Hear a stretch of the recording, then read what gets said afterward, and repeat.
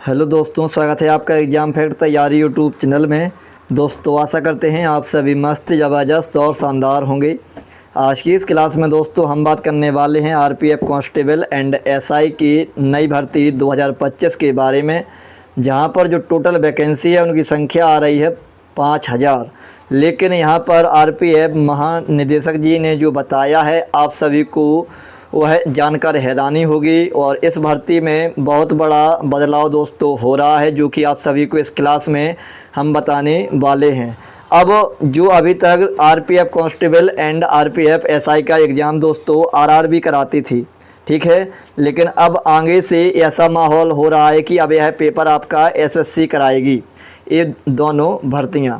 तो देखिए दोस्तों, बहुत बड़ा बदलाव होने जा रहा है और इस बदलाव को हम सभी विद्यार्थियों को रोकना ही पड़ेगा। इससे मतलब जितने भी रेलवे के लिए स्पेशल तैयारी कर रहे हैं, जो भी छात्र और छात्राएं, तो उनको बहुत बड़ा नुकसान होने वाला है दोस्तों। और इस नुकसान को आपको हम बहुत ही अच्छे तरीके से बताते हैं, तो आप सभी को इस क्लास में अंत तक बने रहना होगा। और इसके बाद यदि आपने अभी तक हमारे चैनल को सब्सक्राइब नहीं किया है तो सबसे पहले आप सभी हमारे चैनल को सब्सक्राइब कर लें, साथ में बेल आइकन भी ऑन कर लें, ताकि आने वाली सभी वीडियो का नोटिफिकेशन आप सभी तक पहुंचता रहे।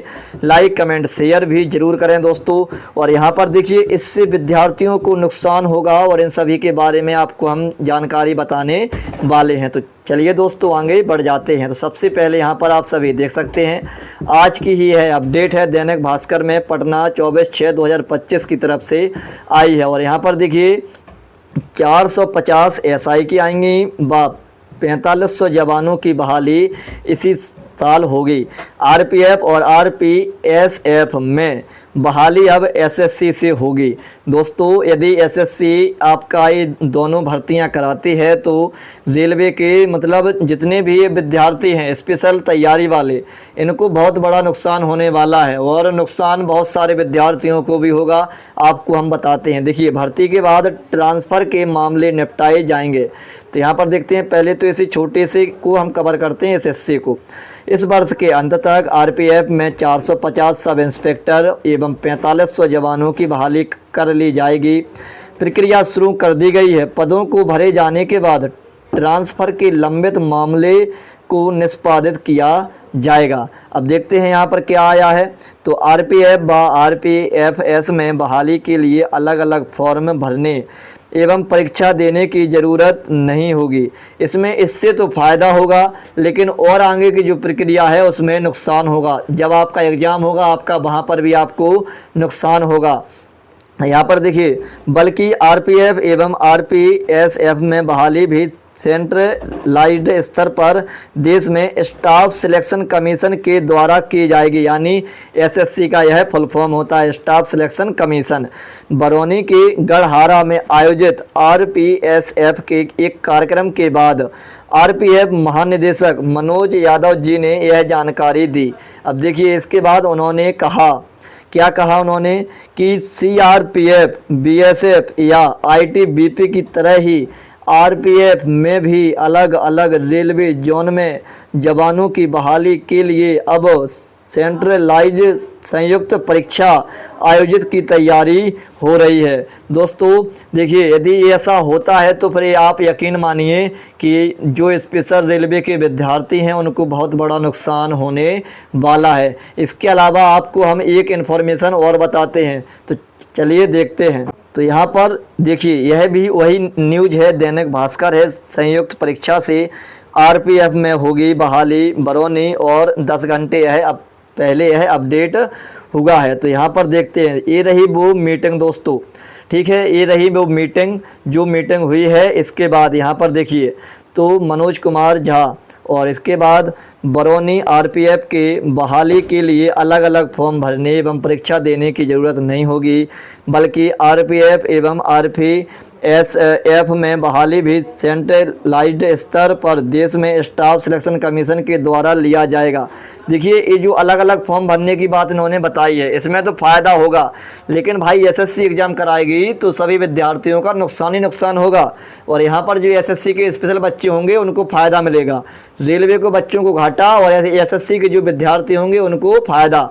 आप लोग समझ ही रहे हैं, ठीक है। इसके अलावा देखिए बरौनी के गढ़हारा में आयोजित आरपीएसएफ के कार्यक्रम के दौरान आरपीएफ महानिदेशक मनोज यादव जी ने इस बात की जानकारी देते हुए कहा कि हर वर्ष रिक्तियों के अनुसार आरपीएफ में बहाली होगी। श्री यादव जी ने कहा कि सीआरपीएफ, बीएसएफ या आईटीबीपी की तरह ही आरपीएफ भी एक अलग अलग रेलवे जोन में जवानों की बहाली के लिए अब सेंट्रलाइज्ड संयुक्त परीक्षा आयोजित की तैयारी कर रही है। इससे एक और युवाओं को अलग अलग जोन में अलग अलग आवेदन एवं परीक्षा से निजात मिलेगा। ठीक है भाई, इससे तो फ़ायदा हो जाएगा, लेकिन नुकसान मैंने बताया है कि जो रेलवे के विद्यार्थी हैं इनको घाटा होगा और जो एसएससी के विद्यार्थी हैं इनको फ़ायदा मिलेगा। ठीक है, इसके बाद आपको हम आगे संपूर्ण जानकारी भी बताएंगे कि क्या घाटा और क्या फ़ायदा होगा। ठीक है, वहीं देखते हैं, वहीं दूसरी ओर जवानों को दूसरे रेल जोन में पद स्थापना पर गृह राज्य ट्रांसफ़र की उलझनी कमेगी। ठीक है भाई, क्योंकि नई व्यवस्था लागू होने के बाद अलग अलग राज्यों के अलग अलग रेल जोन से रिक्ति एवं आबादी के आधार पर बहाली संभव हो सकेगी। महानिदेशक जी ने कहा कि इसके लिए तैयार प्रस्ताव पर गृह मंत्री एवं रेल मंत्री जी से प्राथमिक सहमति के बाद प्रस्ताव को अनुमोदन के लिए भेजा गया है। देखिए भाई, गृह मंत्री जी भी इससे सहमत हैं और रेल मंत्री जी भी इससे सहमत हैं, तो अपन को इस सहमति को रोकना ही पड़ेगा। अपन सभी को एक मतलब जो ट्विटर है अपना एक सेफ जोन वहीं से है, जो कि एक सभी विद्यार्थियों को वहाँ से एक मतलब अच्छे तरीके से अपन लोग जो अपनी बात है वह सरकार तक पहुँचा सकते हैं, है ना। स्वीकृति मिलते ही इस प्रक्रिया को देश में शुरू कर दिया जाएगा। सभी इंस्पेक्टर की सीनियरिटी सूची तैयार की जा रही है।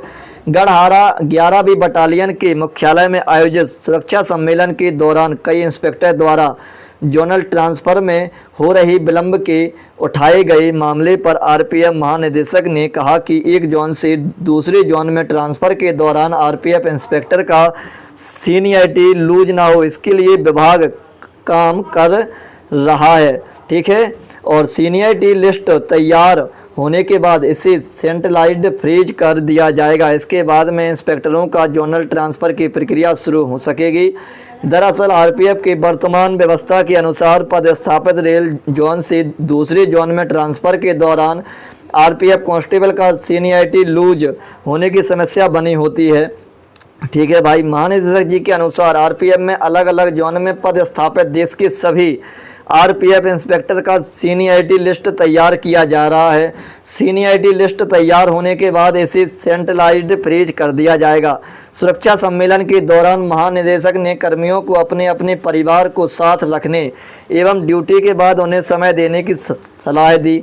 यह तो ठीक है, लेकिन अभी देखिए महानिदेशक जी ने कहा कि सोशल मीडिया डिप्रेशन एवं निष्क्रियता का कारण बन रहा है, इसलिए इसे दूर रहें। उन्होंने अच्छी पुस्तक पढ़ने, ज्ञानवर्धक फिल्म देखने एवं फिटनेस, व्यायाम एवं योग पर ध्यान देने की सलाह दी। सुरक्षा टिप्स को लेकर उन्होंने कहा कि ड्यूटी के दौरान ट्रेनों की चपेट में आने से 41 कर्मियों की मृत्यु हो चुकी है, जो काफ़ी दुखद है, इसलिए ड्यूटी के दौरान खुद की भी सुरक्षा जरूरी है। बरौनी के गढ़हारा में आयोजित आरपीएसएफ के कार्यक्रम में शामिल जवान, तो ये तो अपडेट हो चुकी है। ठीक है, इसके अलावा यहाँ पर देख लीजिए तो 450 एसआई व 4500 जवानों की इस वर्ष होगी बहाली। आरपीएफ महानिदेशक जी ने बताया कि इस वर्ष आरपीएफ 450 सब इंस्पेक्टर एवं 4500 जवानों की बहाली की जाएगी, जिसको लेकर प्रक्रिया शुरू कर दी गई है। उन्होंने कहा कि अक्टूबर के अंतिम सप्ताह तक यह प्रक्रिया पूरी कर लिए जाने की उम्मीद है। सब इंस्पेक्टर एवं जवानों की इस बहाली प्रक्रिया पूरी होने के बाद ट्रांसफ़र को लेकर सब इंस्पेक्टर एवं जवानों के आवेदन पत्र तेजी से विचार किया जाएगा। रिक्त पदों को भरे जाने के बाद ट्रांसफ़र के लंबित मामले को निष्पादित करना विभाग के लिए सहज होगा। यह तो आसानी हो गई, ठीक है। अब आपको हम बताते हैं कि आखिर जो आरआरबी और एसएससी है इसमें क्या अंतर होने वाला है। तो देखिए दोस्तों, यहाँ पर जो आरआरबी एग्जाम कराती है, इस प्रकार से अपन को पता है कि अभी आरपीएफ कांस्टेबल और आरपीएफ एसआई का अपन ने पेपर दिया था, ठीक। तो यहाँ पर 35 नंबर की मैथ और 35 नंबर की रीजनिंग और 50 नंबर का जीके जीएस आया है।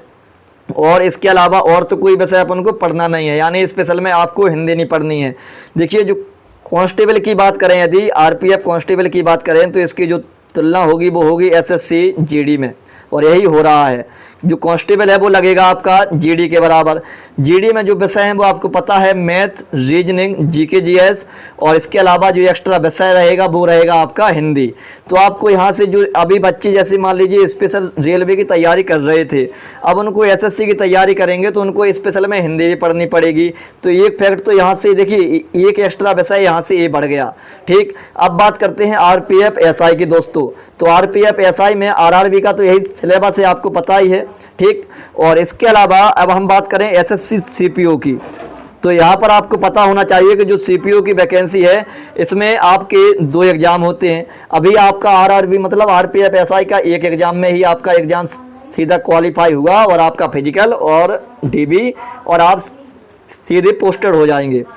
लेकिन यहाँ पर क्या है एसएससी सीपीओ में, तो सीपीओ में हैं दोस्तों 2 एग्जाम होते हैं पहले तो, इसके बाद फिर आपको फिजिकल करना होता है, फिर आपका डीबी, इसके बाद फिर आपकी आगे की जो प्रोसेस है वो होगी। तो यहाँ पर देखिए कितना बड़ा अंतर आप सभी के लिए हो रहा है। और इस चीज़ को दोस्तों यदि अपन सभी विद्यार्थियों ने नहीं रोका तो आप मतलब यकीन मानिए, जो स्पेशल रेलवे की तैयारी कर रहे हैं बच्चे या विद्यार्थी या फिर भाई या बहन, तो उन सभी को यहाँ से बहुत बड़ा नुकसान होने वाला है।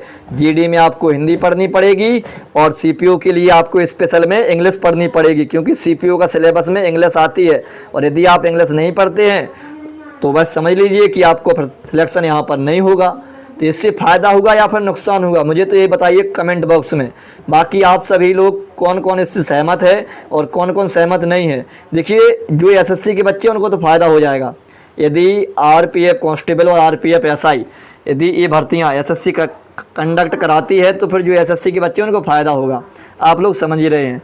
जीडी ही एक ऐसी वैकेंसी है जहाँ पर आपको हिंदी और इंग्लिश का प्रेफरेंस मतलब मांगा जाता है, ठीक है, एग्ज़ाम देने के लिए। इसके अलावा और किसी भी एसएससी की भर्ती में हिंदी नहीं आती है। तो कांस्टेबल के तो मतलब ठीक है कि देखिए काफ़ी सारे बच्चे ऐसे होंगे जो हिंदी पढ़ लेंगे, जो कि स्टेट वाइज होता है, लेकिन नुकसान पूरे रेलवे विद्यार्थी को है। सीधी बात इतना है, मेरा तो मुद्दा यही है भाई, जो रेलवे विद्यार्थी हैं इनका नुकसान क्यों है ना। आखिर क्या ऐसी वजह हो रही है जो कि आपको यहाँ पर ये डाटा ट्रांसफ़र करना पड़ रहा है रेलवे वालों को एसएससी के लिए, आखिर क्या ऐसी वजह है। तो देखिए, इसको रोकना पड़ेगा, सभी विद्यार्थियों को अब एकजुट होना पड़ेगा इसको रोकने के लिए। और सभी लोग अपने अपने विचारधाराएं बनाइए, है ना, कि किस तरीके से इसको रोकना मतलब आसान होगा। और इसके अलावा अपने अपने विचार कमेंट बॉक्स में भी बताएं। बाकी मेरे से जो आप सभी के लिए बन पड़ेगा वो मैं करूंगा दोस्तों, क्योंकि मैं भी एक विद्यार्थी की कैटेगरी में ही हूँ अभी। और अभी मैंने आरपीएफ कांस्टेबल का ही एग्ज़ाम निकाला है, फिजिकल को मतलब वो जो रिजल्ट आया उसमें हमारा रोल नंबर आ चुका है। तो समझ रहे हैं आप सभी। देखिए, जो स्पेशल रेलवे के विद्यार्थी हैं उनको बहुत बड़ा झटका होने वाला है दोस्तों। बाकी आपकी इस पर क्या राय है कमेंट बॉक्स में बताइएगा। जो मेरे पास इन्फॉर्मेशन आई वो मैंने आप सभी को बता दी है, और आशा भी यही करेंगे कि आप सभी को हमारी यह इन्फॉर्मेशन बहुत ही अच्छी लगी होगी। और इसी के साथ हम अपनी क्लास को विश्राम करते हैं। जय हिंद, जय भारत दोस्तों।